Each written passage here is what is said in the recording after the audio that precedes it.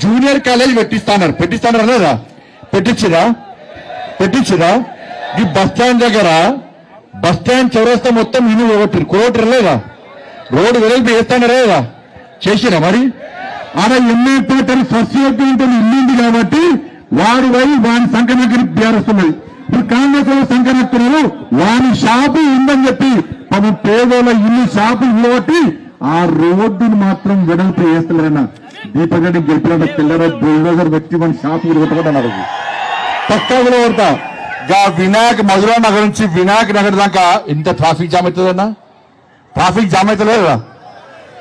దీని గురించి మాట్లాడమంటే దాని గురించి మాట్లాడక నేనంటే గుళ్ళు కడుతున్నట్ట వాడు సమాధులు కడుతున్నట్టాడు. ఏమంటానంటే సొంత పైసలు పెట్టి తుర్కోలకు సమాధులు కట్టిస్తాడట. గీడ హిందువుల శ్మశాన వాటిక ఉన్నది, దానిలో నీళ్ళు లేవు, కరెంటు లేదు, దానిలో బోరింగ్ లేదు, దాని గురించి మాట్లాడాడట.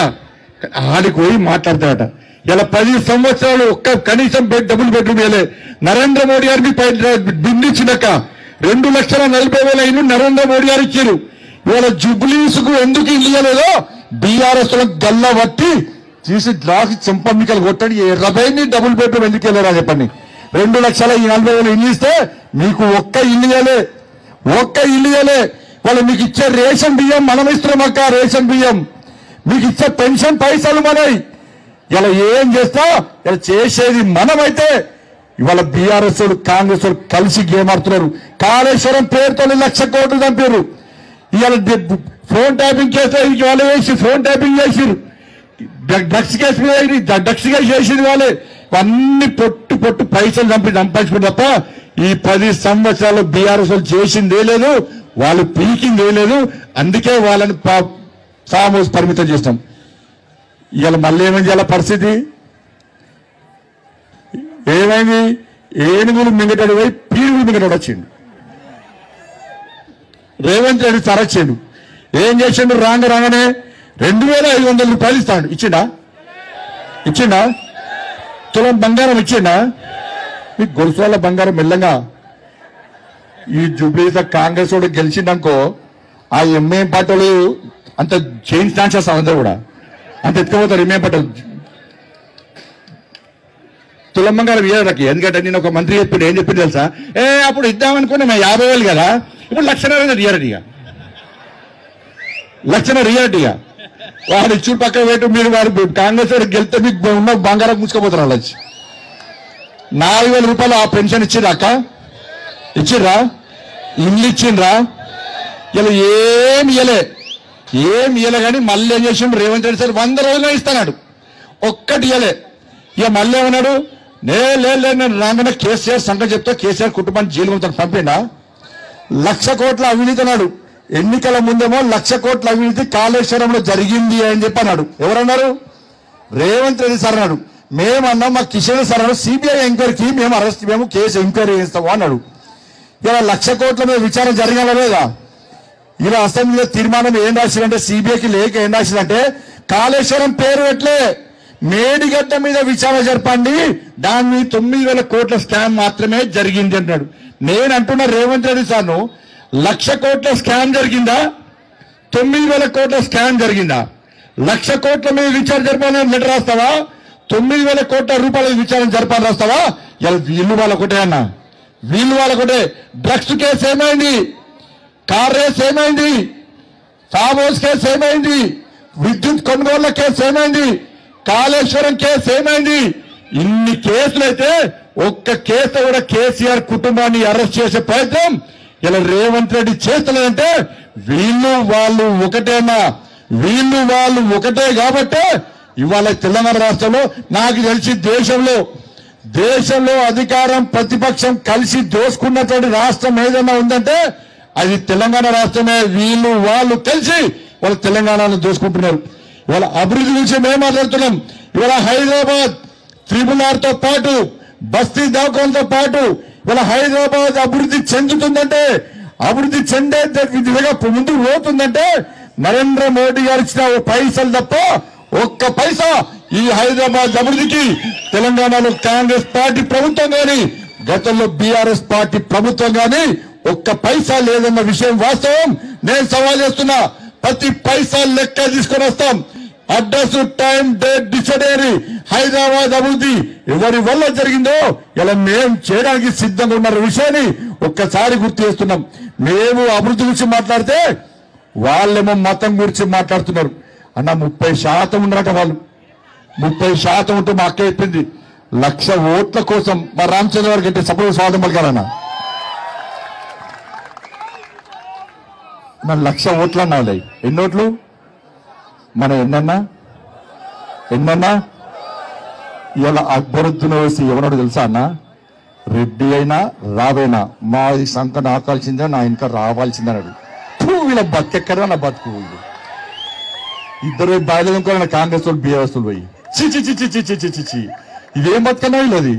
వాడు గంట ఘోరంగా మాట్లాడితే అంతకుముందు వాడు ఆడవాడాడు, ఇప్పుడు వీటి సంఖ్య వచ్చింది. ఆయన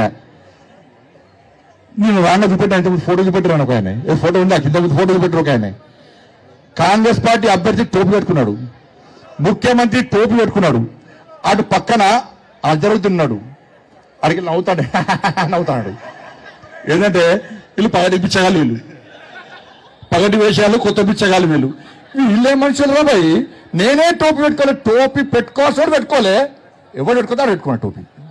వాడు నవ్వుతున్నాడు. వీడు మా ఓట్ల కోసం మా చుట్టూ గిట్లా తిరుగుతారా వీళ్ళు అని వాళ్ళు కలిసే నాకు. నేనన్నా రేవంత్ రెడ్డి ఇలా అజరుద్దీన్కి టోపీ పెట్టకుండా నువ్వు పెట్టుకున్నావు చూసినావా, నాకు వేణుమాధవే గుర్తొచ్చింది అన్న.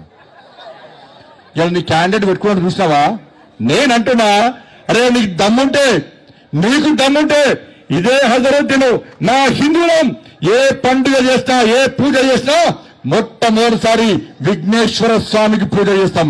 నీకు దమ్ముంటే అదే హజరద్దీన్ కి బొట్టు పెట్టి వక్రతుండ మహాకార్య సూర్యకోటి సమప్రభ నిర్విఘ్నం కుర్మే దేవా సర్వకార్యేషు సర్వదా అని చెప్పి నీకు పాడిచ్చే దమ్ముందా రేవంత్ రెడ్డి అని నేనంటున్నాను.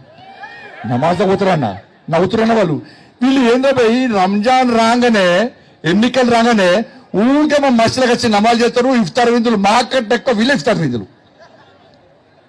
ఇవాళ భాగ్యలక్ష్మి గుడి